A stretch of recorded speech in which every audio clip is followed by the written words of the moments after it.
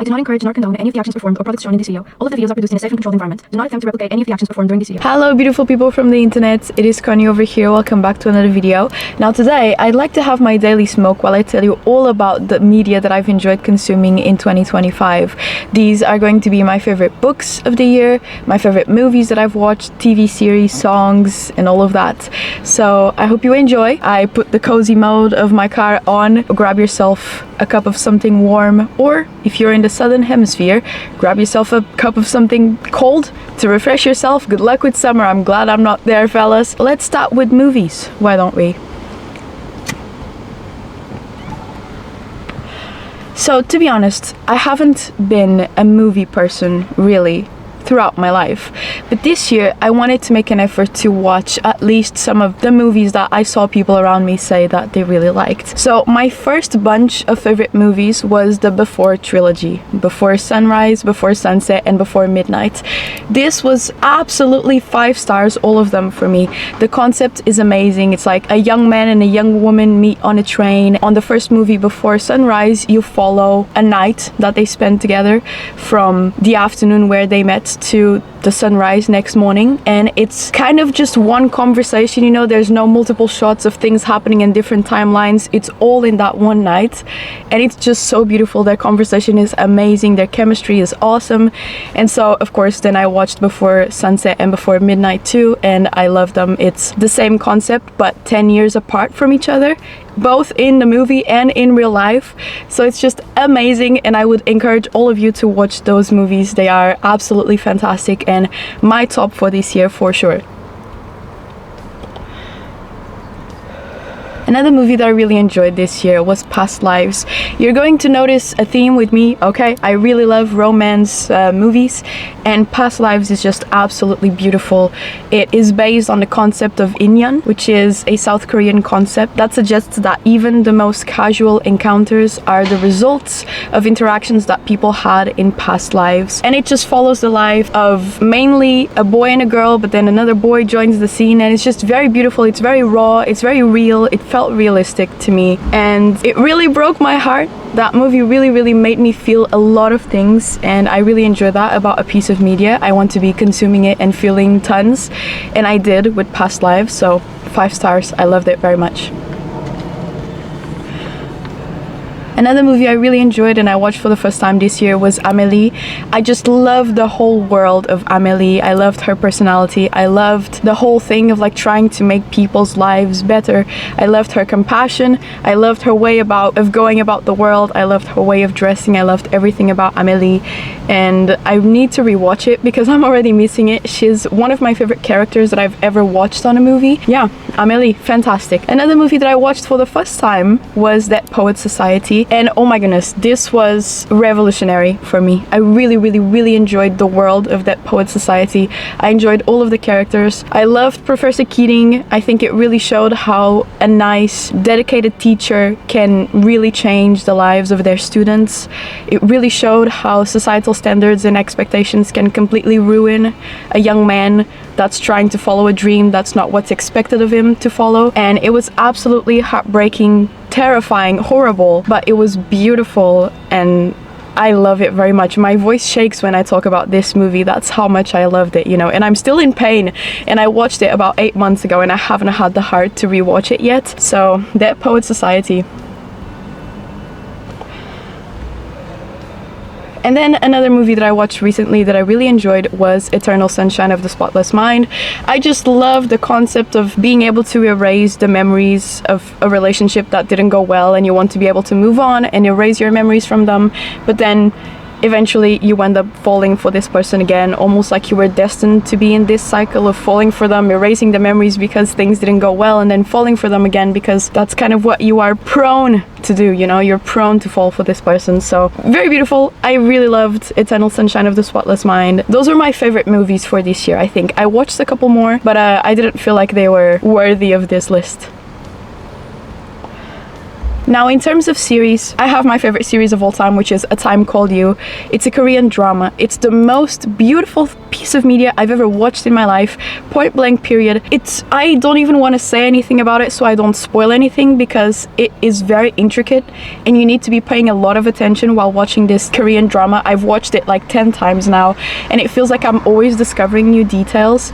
It is beautiful. It has to do with like time travel and romance, and oh my goodness, please, if you watch anything out of this list, watch A Time Called You. It is so worth it. It's the most beautiful thing I've ever seen in my life. Then I really enjoyed watching a documentary that was called Blue Zones, which was a documentary about 5 communities around the world where people just seem to live a lot longer. There's a higher percentage of people that live to be 100 and up, and the documentary just follows their daily habits, what they do in order to be able to live so long, the types of exercises they do, the types of food they eat, the types of socialization that happens in these communities. And it was just very interesting, and it taught me a lot about my own way of life and things I would like to change in order to maybe extend my lifespan. I don't think I'm doing a very good job. It was just very interesting. It was very well made. The colors were very beautiful. The landscapes were very beautiful. And the people that appeared in the documentary were very real people. I loved it. I thought it was very educational in a very fun and a visually appealing way.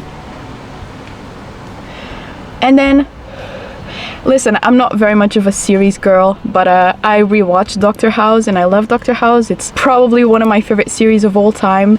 Second place to A Time Called You. I love Dr. House. I love Hugh Laurie. I love the way he plays the character. I love everything about it. I never get tired of it. I love it very much, and Dr. House has my heart forever. Then for anime, my favorite animes for this year, I didn't really have a new one that I watched this year that was my favorite, but I rewatched a couple of my favorites, which were Clannad and Clannad After Story.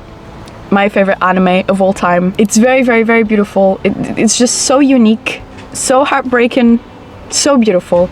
I would recommend Clannad to absolutely anyone, so go watch it. Your Lie in April was my first favorite anime. It has to do with piano, it has to do with music, it has to do with romance. It is very tragic, it is very beautiful, it's very heartbreaking. I love beautiful, heartbreaking things. I don't know if you've realized that about me yet, but Your Lie in April has my heart. It just has my heart forever.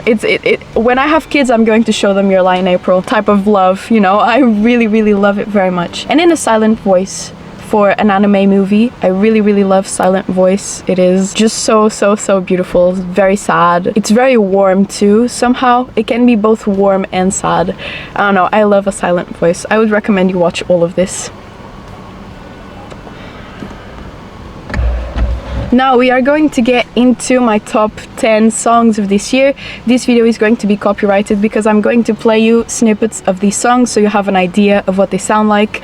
So if you could hit the like button, I would appreciate that. So my favorite song is Man of War by Radiohead. It is just the most beautiful. I cannot even tell you what about this song I love so much. I think just everything about it. It makes me feel butterflies in my stomach every time I hear it, and I've heard it probably 1,000 times or more at this point in my life, you know, so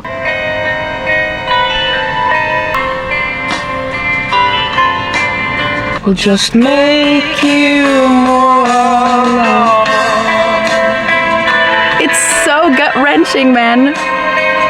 Another very beautiful song that I love so much is called Nothing Really Ends by Deuce.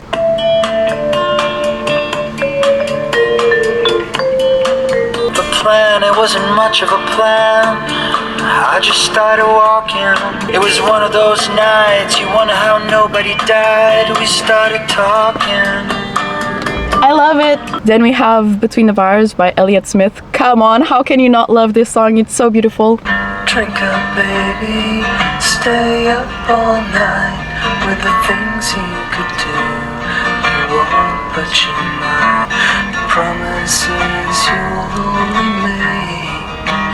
Drink up with me now. I love it. Then we have In a Manner of Speaking. I love this song very much. It means a lot to me and it's just so funky, vibey. I love it. I just feel like doing this the whole time. You told me everything, I say nothing. Oh my god. Love in silence becomes reprimand. The way that I feel about you is beyond words. Then we have Wolf at the Door by Radiohead. I try not to put too much Radiohead in this list, but there are 3 songs. My bad, it is stronger than me. What do you want me to do? This initial part breaks me every time. Get the X, get the flat in the face, the flat in the face, the flat in the face. Dance you fucker, don't you dare, don't you dare, don't you flat in the face. Then we have End of the World by Saros. Very sad, but it somehow makes me feel warm inside. I love it.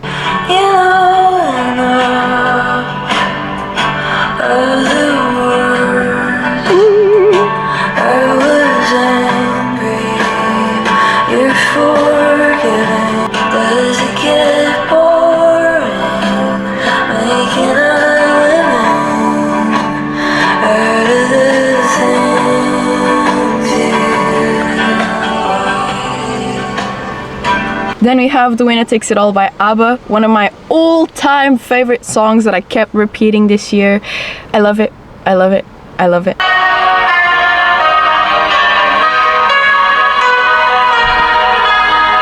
Things we've gone through, Though it's hurting me, now it's history. the winner takes it all, the loser standing small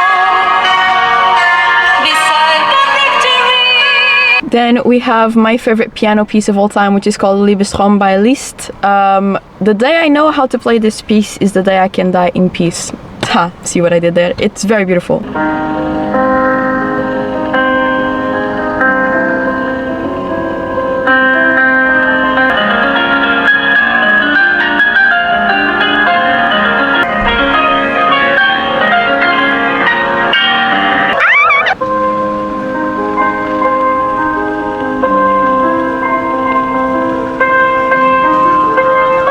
Last but not least, we have Jigsaw Falling Into Place by Radiohead. It's just so good.